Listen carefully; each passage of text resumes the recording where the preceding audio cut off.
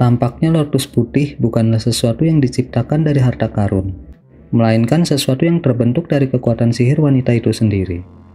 Hani benar-benar kagum bahwa sesuatu yang kuat ini semata-mata dihasilkan oleh suatu teknik. Namun, keheranan ini hanya berlangsung sesaat. Dia mengambil nafas dalam-dalam dengan ekspresi cemberut, dan dengan cepat mengangkat lengannya, menutupinya dengan lapisan ki hitam samar. Ki hitam tampak hidup karena terus-menerus menyerang dan tumbuh lebih tebal. Pada saat itu menjadi gelap gulita. Ekspresi Hani menjadi tegas. Lengannya dengan cepat membengkak, menjadi 3 kali lebih tebal dalam sekejap mata. Segera, lapisan cahaya merah yang menyilaukan mulai menutupi ki hitam dalam tampilan yang sangat aneh. Pada saat itu, Hani melirik dingin pada wanita berjubah hijau, dan ketika itu terjadi, wanita itu juga mengangkat kepalanya untuk menatapnya. Mata mereka bertemu. Kemudian ketika matanya melihat lengan Hani yang mengerikan, kilatan dingin bersinar dari mereka. "Pergi," Hani meraung dan menjatuhkan lengannya melepaskan massa setengah lingkaran cahaya hitam merah. Setelah meninggalkan lengannya, itu tumbuh menjadi panjang 10 meter. Itu merobek ruang saat sisa-sisa cahaya terseret di belakangnya, langsung tiba di depan teratai putih. Wanita berjubah hijau itu mengangkat alisnya saat melihat eksekusi iblis jin dan meludahkan kabut ki putih berkilau ke lotus. Dalam sekejap, fata morgana lotus besar tiba-tiba muncul dari lotus putih, menyelimuti dirinya dan wanita itu. Dalam sekejap cahaya, eksekusi iblis jin menabrak fata morgana lotus dan dengan mudah membelahnya. Tapi setelah menempuh jarak 10 meter ke dalam fata morgana, itu melambat sebelum berhenti. Jejak kebanggaan muncul di wajah wanita itu, tetapi segera ekspresinya sangat berubah. Pada saat itu, dia melihat Hani melemparkan benda hitam ke arahnya. Segera setelah itu meninggalkan tangannya, itu mulai berkembang secara eksponensial dan dengan sombong menumbuk ke bawah pada wanita dan teratai. Gunung 1000 kali. Ketika wanita itu melihat gunung besar yang menjulang tinggi ini, dia tidak bisa menahan diri untuk tidak meneriakkan namanya. Harta karun kuno ini terkenal di kalangan prajurit mantra. Bahkan jika seorang prajurit mantra tingkat jiwa baru lahir pertengahan seperti dia menggunakan teknik rahasia Buddhis dari zaman kuno, mereka tidak akan dapat menerima serangan dari gunung tanpa cedera. Wanita berjubah hijau membentuk mantra tangan tanpa berpikir lebih jauh, membenamkan lotus putih di atasnya, kuali kuning kecil dan dirinya sendiri dalam perpaduan cahaya putih. Dalam sekejap, udara di sekitar lotus menjadi benar-benar hening sebelum tiba-tiba meletus dengan cahaya biru. Wanita itu muncul sekali lagi. Meskipun tidak lagi ditopang oleh kekuatan sihir wanita itu, fata morgana lotus menjadi redup dan tidak segera memudar. Itu berhasil bertahan untuk beberapa saat sebelum benar-benar tersebar oleh gunung yang turun. Tidak mengungkapkan sedikit pun kegembiraan dari wajahnya, Hani bergumam. Teknik gerakan angin. Dia kemudian mulai mengutuk dalam hati. Dia tidak menyangka bahwa wanita ini akan mampu melakukan teknik gerakan aneh yang setara dengan gerakan kilatnya. Dalam hal ini, dia tidak akan bisa menyakitinya, kecuali dia entah bagaimana menjebaknya. Dia telah berhasil membuat rencana, tetapi dia merasa tidak yakin akan hal itu. Dia sama terampilnya dengan teknik gerakan anginnya. Seperti halnya dia dengan sayap pada petirnya. Selama dia berhasil mengikutinya, dia yakin bahwa dia akan dapat dengan mudah melukainya dengan ketakutan api es surgawi. Dengan pemikiran itu, Hani mengangkat tangannya dan menunjuk ke cahaya hitam merah dan puluhan pedang awan bambu yang akhirnya lolos dari pengakangan mereka. Dengan cepat, mereka dengan ganas menembak ke arah di mana wanita berjubah hijau itu muncul. Guntur kemudian meraung dari belakang Hani, dan sayap perak muncul dari punggungnya. Adapun perisai cahaya birunya, dia melambaikan kedua tangannya dan dengan cepat menyusut sebelum terbang kembali ke lengan baju Hani. Pada saat yang sama, tangan hitam merah besar itu mengendurkan cengkramannya pada elang pita putih, dan itu melesat ke arah wanita itu dalam bola cahaya hitam. Tapi itu bukan akhir dari persiapannya, dia mengangkat tangannya sekali lagi. Tapi kali ini, api biru muncul dari telapak tangannya. Itu berderak dengan kecemerlangan biru yang goyah. Akhirnya, Hani mengambil keputusan untuk mendekatinya secara pribadi, setelah melakukan apa yang dia bisa untuk membatasi gerakannya. Dalam kilatan kilat perak, dia menghilang hanya menyisakan guntur di belakangnya. Ketika wanita itu melihat Hani melepaskan begitu banyak harta dalam satu tampilan, dia merasa kepalanya tiba-tiba sakit. Dia awalnya percaya bahwa kekuatan kultivator jiwa baru lahir awal yang sangat sedikit ini hanya meluas ke beberapa kemampuan aneh. Selama kemampuan ini terkendali, dia seharusnya bisa menanganinya dengan lancar. Tapi dia tidak menyangka bahwa dalam satu gerakan dia akan melepaskan beberapa harta yang kuat secara berurutan. Sebagai perbandingan, satu-satunya harta yang dia lepaskan telah ditahan oleh lawannya. Sebagai seorang yang terbiasa dihormati di antara para prajurit mantra, rasa malu ini telah menimbulkan kemarahan. Namun, wanita itu jelas mengerti bahwa karena dia memiliki begitu banyak harta, akan sulit untuk melukainya dengan teknik dari harta biasa, apalagi membunuhnya. Ketika dia melihat Hani mengepakkan sayapnya dan menghilang dalam kilatan petir, dia mendengus, dan akhirnya mengambil keputusan untuk menghabiskan sedikit kekuatannya dan menghabisi Hani dengan salah satu gerakan membunuhnya. Tentu saja, dia tidak bisa membiarkan Hani dengan mudah mendekatinya selama ini. Saat dia merenungkan ini, teratai putih telah jatuh ke kepalanya dan menghilang ke tubuhnya. Saat ini terjadi, sosok Hani muncul sekitar 10 meter dari tubuh wanita itu dalam sekejap. Dengan tubuhnya yang kabur, dia tiba-tiba muncul 3 meter darinya dan buru-buru mengulurkan telapak tangan birunya yang terkekeh ke penghalang kuning yang mengelilingi tubuh wanita itu. Hani yakin bahwa penghalang atribut kayu yang ditempatkan oleh kuali akan dihancurkan oleh api es surgawi, dan serangannya dengan lancar berhasil. Namun, wanita itu tetap diam dan tidak menunjukkan indikasi bahwa dia akan menggunakan teknik penghindaran angin. Kegelisahan memenuhi hatinya saat getaran menyebar di punggungnya. Pada saat itu, wanita itu tiba-tiba bersinar dengan cahaya putih lembut saat Fata Morgana kelopak teratai mekar dari tubuhnya. Dan di luar dugaan, penghalang cahaya kuning samar yang baru saja dipukul Hanli benar-benar berhasil menahan serangannya. Saat cahaya putih dan api biru bersentuhan, Hani merasakan seluruh lengannya bergetar. Pada saat kecemerlangan putih bersinar, kelopak teratai mulai menyapu ke arahnya. Meskipun mereka tampak lambat, dia tidak bisa menghindari serangan mereka. Dan dia hanya bisa menatap tak berdaya saat kelopak itu mengenai tubuhnya. Kaget, Hani dipukul kembali, gelombang rasa sakit menyerang dadanya. Dia diluncurkan 100 meter jauhnya. Sebelum dia berhasil menghentikan dirinya sendiri, tubuhnya bergoyang. Dia melirik wanita itu dengan waspada saat dia meletakkan tangannya di dadanya.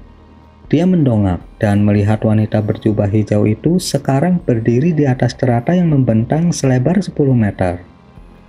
Kelopak teratai putih pelan berkibar di sekelilingnya, dan wanita itu sendiri dengan dingin menatap Hanli. Harta yang dia luncurkan untuk menyerangnya, mereka dengan mudah dihentikan oleh pedal yang mengelilinginya. Mereka jauh lebih kuat daripada Fata Morgana Lotus sebelumnya. Pada saat itu, Hani tiba-tiba merasa tenggorokannya menjadi panas. Dan dia tidak bisa menahan diri untuk tidak memuntahkan seteguk darah. Dia tersenyum kecut dalam pikirannya. Dia telah cukup menderita dalam pertukaran itu. Hanli kemudian meludahkan ki yang bergejolak di tubuhnya dan perlahan-lahan memindahkan telapak tangannya dari dadanya. Dia melirik ke dadanya untuk melihat bahwa jubahnya sudah hancur, memperlihatkan kilat 3 warna yang terletak di bawahnya. Armor perang memiliki penyok besar di dalamnya dengan retakan seukuran ibu jari di atasnya. Hani merasakan nafasnya menjadi dingin, dan rasa sakit yang dia rasakan dari dadanya menjadi jauh lebih tajam. Dengan wajah muram, dia mengangkat kepalanya untuk melihat wanita berjubah hijau. Akibatnya, dia melihat keheranan dan kekecewaan dari wajahnya ketika dia menatap armornya. Dia dengan dingin mendengus dan merobek sisa-sisa jubahnya, memperlihatkan armor kumbang secara keseluruhan. Kemudian dalam kilatan cahaya biru, dia menyapukan tangannya ke armor itu dan memperbaikinya dengan kecepatan yang luar biasa ke kondisi aslinya. Kejutan muncul sesaat di wajah wanita itu, tetapi sikap dinginnya segera pulih karena niat membunuhnya terhadap Hani semakin kuat. Tanpa berpikir lebih jauh, dia meletakkan telapak tangannya di dadanya dan mulai mengucapkan mantra samar. Sebuah bola cahaya biru kemudian terbang keluar dari lengan bajunya dan jatuh ke tangannya. Cahaya memudar untuk mengungkapkan lampu minyak biru kondisi kuno dan usang. itu tampak bahkan sedikit menghitam. Wanita berjubah hijau itu menatap lampu dengan sedikit enggan untuk menggunakannya. Tetapi kemudian dia mengalihkan pandangannya untuk menatap tajam ke arah Hanli. Adegan ini membuat Hani sedikit ketakutan. Dia tidak tahu harta karun kuno seperti apa lampu perunggu ini. Dan ini adalah pertama kalinya dia melihat harta karun lampu. Berbagai pikiran dengan cepat terlintas di benaknya sebelum dia memutuskan untuk terbang ke langit dan memanggil harta karunnya. Kemudian dengan kepakan sayapnya dia menghilang. Dia muncul kembali di depan elang pita yang membeku dan dengan belak-belakan membawanya ke tangannya sebelum menghilang sekali lagi. Muncul kembali di perbatasan kabut tebal. Mulut wanita berjubah hijau itu ternganga takjub. Sejak dia naik ke kultivasinya saat ini, dia menghadapi banyak lawan menakutkan yang telah menjadi lawannya. Tetapi ini adalah pertama kalinya dia melihat seorang kultivator tingkat tinggi berbalik dan berlari. Tetapi ketika dia melihat Hanli membawa pita elangnya, dia terbangun dari pingsannya dengan amarah. Menggenggam lampu, dia melayang di udara di atas teratai putih, mengikutinya dari dekat dengan angin sepoi-sepoi. Setelah itu, dia memasang kabut tebal dan menghilang tanpa jejak. Cahaya biru berkelebat dengan setiap kemunculan kilat perak, mengejarnya dengan cermat. Suara guntur dan angin saling terkait dalam sekejap. Hanli memikat wanita berjubah hijau itu ke area formasi yang tidak dikenalnya. Di sanalah Hani berhenti dan melirik elang pita beku di tangannya. Dengan tawa dingin, kilat emas menyambar dari tangannya dan menghancurkannya. Elang pita berlapis es hancur berkeping-keping. Tetapi ketika wanita berjubah hijau melihat ini saat dia mengejarnya, dia dengan dingin tertawa dan menginjak teratai putih di bawahnya, menyebabkannya menyebarkan kabut di dekatnya dengan angin kencang. Hani menyipitkan matanya, menatap ekspresi jahatnya. Dia dengan tenang bertanya, apakah rekan Daus tidak patah hati karena hartanya dihancurkan? Atau apakah Anda percaya tindakan saya tidak cukup untuk menghancurkan harta karun itu? Dengan mengatakan itu, dia dengan santai melirik ke udara yang bersih, tidak memperhatikan pecahan es yang mengambang di udara. Bagaimana kalau kamu memberitahuku? Wanita berjubah hijau itu menunjuk ke Hanli. Alih-alih menyebabkan pecahan es yang tak terhitung jumlahnya di sisi Hani bersinar dengan cahaya putih. Hani tercengang dan segera mengangkat tangannya, melepaskan kabut biru untuk menelan es yang bersinar. Tetapi pada saat itu, es pecah dan bintik-bintik cahaya putih keluar dari mereka, masing-masing berbondong-bondong ke arah wanita itu. Kabut biru sudah terlambat. Melihat bahwa serangannya gagal, wajahnya menjadi cemberut. Tetapi dia tetap memegang tangannya daripada menyia-nyiakan usahanya pada serangan yang mungkin tidak berpengaruh. Dia melihat cahaya putih mengembun di depannya, segera mencapai ukuran bola seukuran kepala. Dengan segel mantra memukul bola, teriakan elang segera terdengar dari bola dalam kilatan cahaya putih yang menyilaukan, sebelum mengambil bentuk elang putih salju dari sebelumnya. Ketika Hani melihat ini, dia mengerutkan kening, tetapi segera dia memperhatikan bagaimana semangatnya lesu dibandingkan sebelumnya. Dia mengungkapkan ekspresi termenung saat melihatnya. Tampaknya menghancurkan harta karun itu memiliki beberapa efek. Elang itu tidak benar-benar abadi.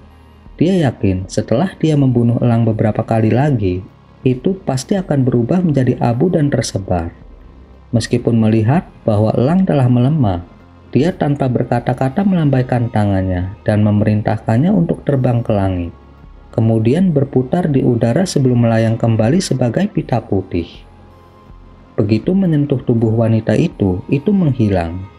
Dengan satu tangan memegangi lampu, dia menyisir rambutnya dengan tangan lainnya. Dengan nada acuh, dia berkata, "Perhatianmu yang tiba-tiba pasti membuatku marah dengan menghancurkan harta sihirku. Sepertinya tempat ini harus menjadi rencana daruratmu." Hani terdiam sesaat sebelum berbicara dengan mata bersemangat. "Karena kamu sudah tahu ini dan mengejarku, sepertinya kamu sangat percaya diri pada harta di tanganmu. Mungkin Anda bisa memberitahu saya sesuatu tentang itu. Ini pertama kalinya aku melihat harta karun kuno tipe lentera." Wajah wanita itu menjadi cemberut.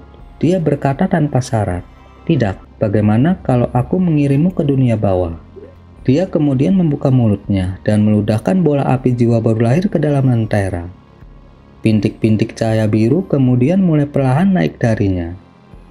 Hani menghela nafas dan dia menyapu tangannya, memanggil bendera formasi hijau dan plat formasi merah biru ke tangannya.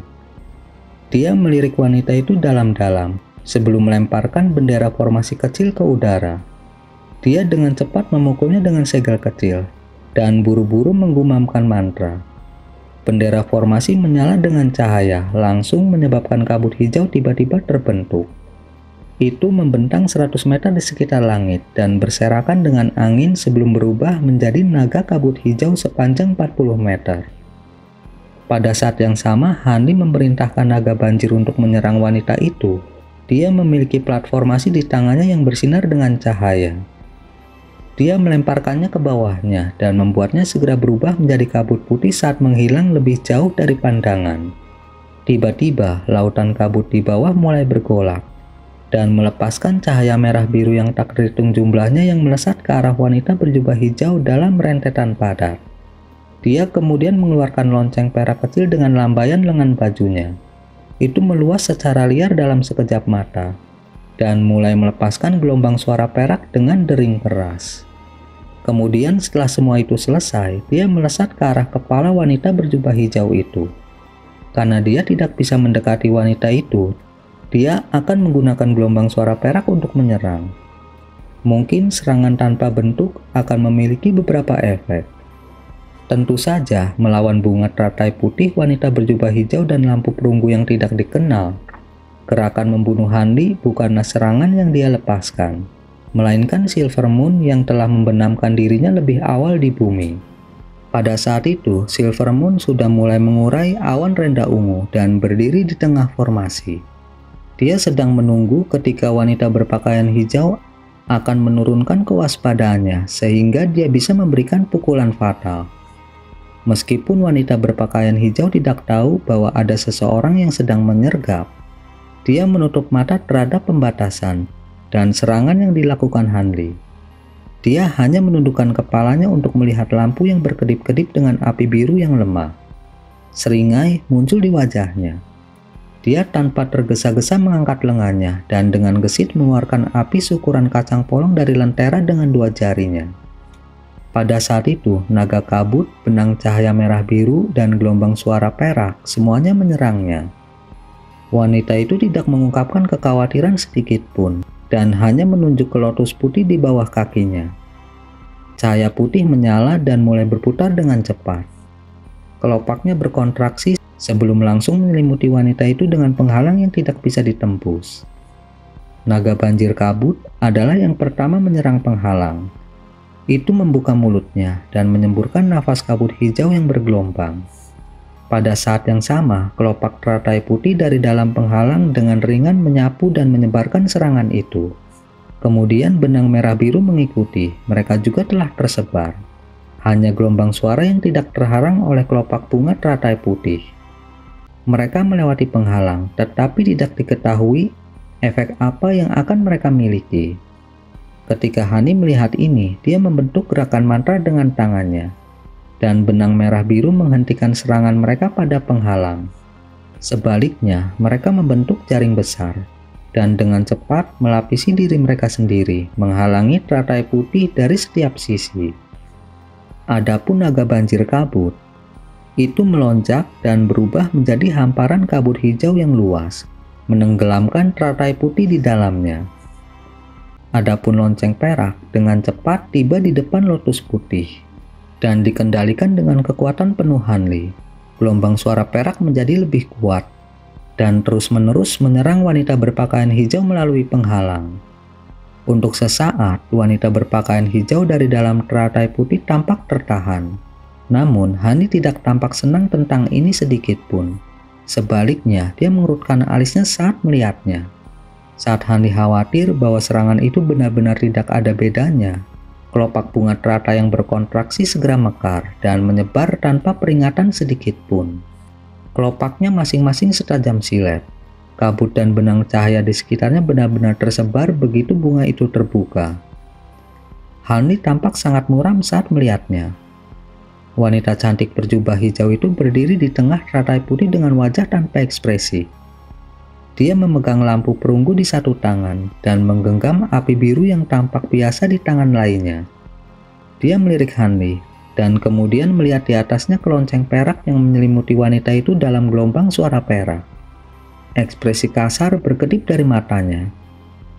Dia tiba-tiba mengangkat tangannya dan mengirim bara api ke lentera perunggu. Itu berderak dan bergetar sebelum langsung menghilang dari pandangan. Pada saat berikutnya, bel perak besar dihantam oleh bola api biru entah dari mana dan diselimuti olehnya.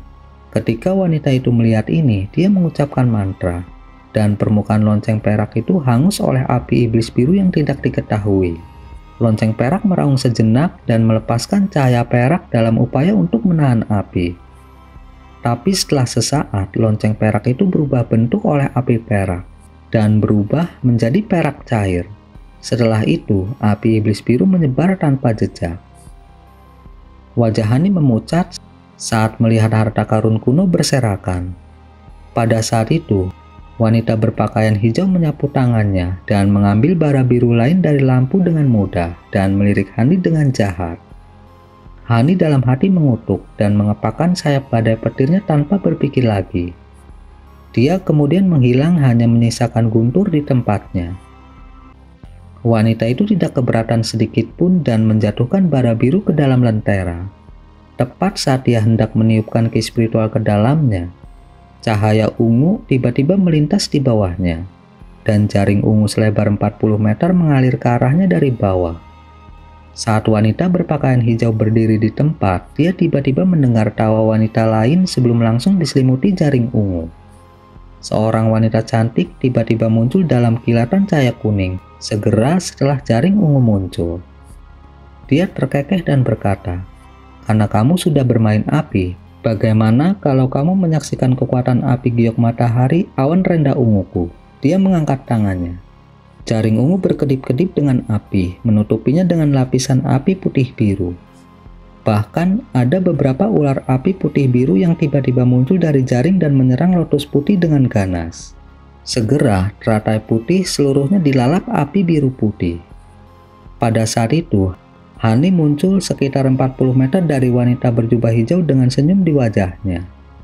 Dia mengayunkan lengan bajunya dan memanggil 72 pedang bambu awan di hadapannya. Begitu mereka menyerbu ke langit, dia menyerang mereka dengan beberapa segel mantra secara berurutan. Pedang terbang melepaskan cincin bening dan mengembun menjadi pedang sepanjang 20 meter. Guntur meraung dari dalamnya saat busur petir yang padat mulai memancar dari pedang, mengubah pedang menjadi guntur dan kilat. Namun, Hani tidak berhenti di situ. Dia mengambil nafas dalam-dalam dan dia meludahkan seutas api surgawi ke pedang, menambahkan lapisan api biru samar ke permukaan pedang. Hani menunjuk pedang dengan kilatan es bersinar dari matanya. Itu bergetar sebelum membelah langsung ke arah lotus putih. Pada saat itu, wanita berpakaian hijau akhirnya menyadari apa yang telah terjadi. Dengan alarm marah, dia melemparkan bara biru di atasnya. Begitu bara biru meninggalkan tangan wanita berjubah hijau, itu bersinar dengan cahaya biru yang menyilaukan. Setelah itu mulai berputar di sekitar kepalanya dan memunculkan tampilan yang menakjubkan. Api putih biru yang menyala di bagian luar teratai putih diambil alih oleh bara lentera dan dengan cepat diserap. Setelah api giok matahari diserap dengan bersih, bara api yang melayang di atas kepalanya telah berhenti dan hanya bersinar sedikit lebih terang. Wanita berjubah hijau itu kemudian menunjuk ke bara api dan mengepakkannya ke arah Silver Moon. Silver Moon sangat terkejut dan menunjuk ke awan rendah ungu tanpa berpikir lagi. Tiba-tiba jaring ungu bersinar terang dengan cahaya, dan sebagian bergerak di depannya. Pada saat yang sama, keranjang bunga kuno muncul di tangannya. Kemudian pedang biru besar itu mengaum dengan guntur, tiba di atas wanita itu, segera menyerangnya di bawah komando Hanli. Tentu saja, Silver Moon melakukan serangan gabungan pada saat itu. Dia memiliki keranjang bunga menyelimuti tubuhnya sebagai kabut putih. dan mencengkram tangannya dalam gerakan mantra, membuka lubang besar di penghalang teratai putih dalam kilatan cahaya ungu yang tiba-tiba. Setelah menyaksikan tekanan luar biasa dari pedang besar itu, ekspresi wanita itu berubah dengan waspada, mengenakan ekspresi serius untuk pertama kalinya dalam pertemuan ini. Setelah beberapa saat ragu-ragu, dia menghentikan serangannya pada Silver Moon, dan sepenuhnya memusatkan kekuatan spiritual tubuhnya ke dalam teratai putih di bawahnya. Dalam sekejap, kelopak teratai putih yang mengelilinginya bertambah beberapa kali jumlahnya, dan Fata Morgana teratai mulai melipat di sekelilingnya dalam penghalang padat. Pada saat itu, dia tiba-tiba menunjuk ke bara lentera dan mengubahnya kembali terbang di atas kepalanya. Setelah itu, wanita itu mengangkat lentera tembaga di kepalanya dan melambaikannya di depannya. Serangkaian Fata Morgana api biru muncul bersama dengan dua bara api. Kedua bara api kemudian terbang menuju kepala wanita itu dan mengembun bersama dengan bara api biru asli untuk membentuk bola api biru ukuran pertama. Pada saat itu, pedang besar itu tiba di penghalang kelopak bunga teratai. Gulungan guntur dan ledakan gemuruh besar terdengar saat cahaya putih, kilat keemasan, dan api biru terjalin. Sementara kelopak teratai yang tegang agak luar biasa, petir penakluk iblis dan api surgawi juga merupakan kekuatan yang harus diperhitungkan. Sementara mereka sendiri mungkin tidak dapat mengatasi Fata Morgana teratai, ketika digabungkan menjadi pedang besar, kekuatan gabungan dari 72 pedang bambu awan akhirnya menghancurkan Fata Morgana teratai, meskipun berusaha melawan sekuat mungkin dan memudar menjadi bintik-bintik cahaya bintang. Tanpa hambatan, pedang besar itu terus turun hanya untuk bola api biru yang tidak tergesa-gesa memenuhinya. Ekspresi Hani berubah serius saat melihatnya. Meskipun dia merasa takut terhadap api biru yang aneh ini, dia cukup tertarik untuk mengukur kekuatan api surgawi terhadap api lentera. Dampak antara pedang besar dan bola api biru benar-benar sunyi. Terlepas dari apakah itu petir emas atau api es, mereka berdua langsung dikonsumsi oleh api biru. Itu kemudian mulai menelan pedang besar itu. Pedang bambu awan adalah harta sihir terikat Hanli, jadi wajar baginya untuk merasakannya dengan cukup dekat. Dalam sekejap, api biru itu benar-benar menyelimuti pedang besar itu. Ia merasakan pikirannya bergetar saat rasa sakit yang tak tertahankan dan panas yang menyengat menyerangnya. Suhu tubuhnya tiba-tiba meningkat. Dia hampir bisa merasakan darahnya mendidih. Dengan sangat waspada, Hani langsung membentuk gerakan mantra dan menunjuk ke pedang besar itu. Setelah itu selesai, pedang itu berkelap-kelip dengan liar dan berubah kembali menjadi banyak pedang kecil sebelum beramburan. Dia awalnya percaya bahwa ini akan membebaskannya dari nyala api yang aneh. Tetapi ketika dia melihat dengan jelas apa yang terjadi, ekspresinya sangat berubah. Semua pedang terbangnya secara bersamaan tercakup dalam nyala api biru. Ekspresi Hani goyah saat merasakan kondisi tubuhnya semakin memburuk. Keringat mulai mengucur dari tubuhnya. Dia menggertakkan giginya dengan takjub dan dengan cepat memutar beberapa mantra tangan, memerintahkan puluhan helai indera spiritual yang mengendalikan pedang terbang untuk terbang ke langit. Kemudian dalam upaya untuk menghindari api, mereka mulai berputar liar.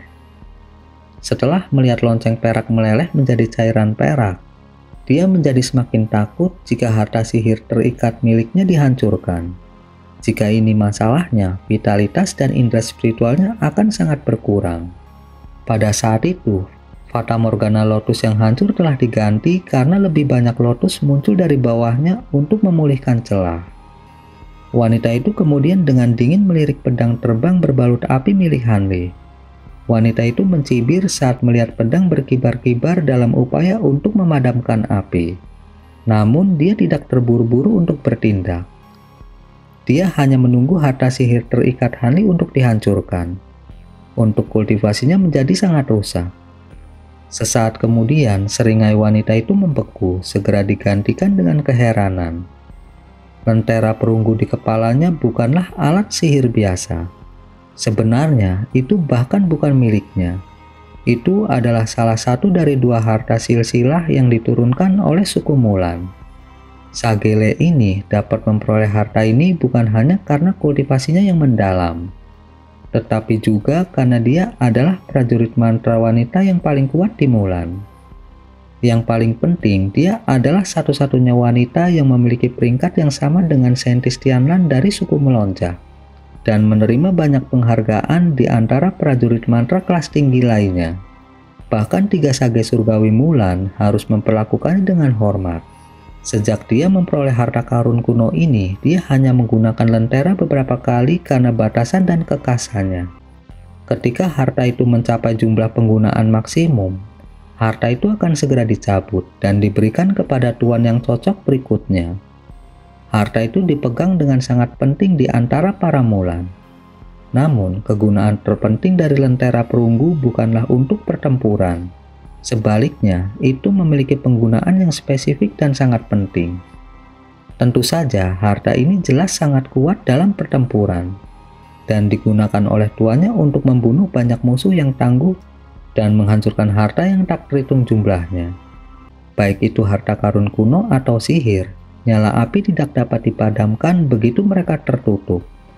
Harta karun atribut kayu sangat rentan terhadap api dan akan hancur dalam sekejap.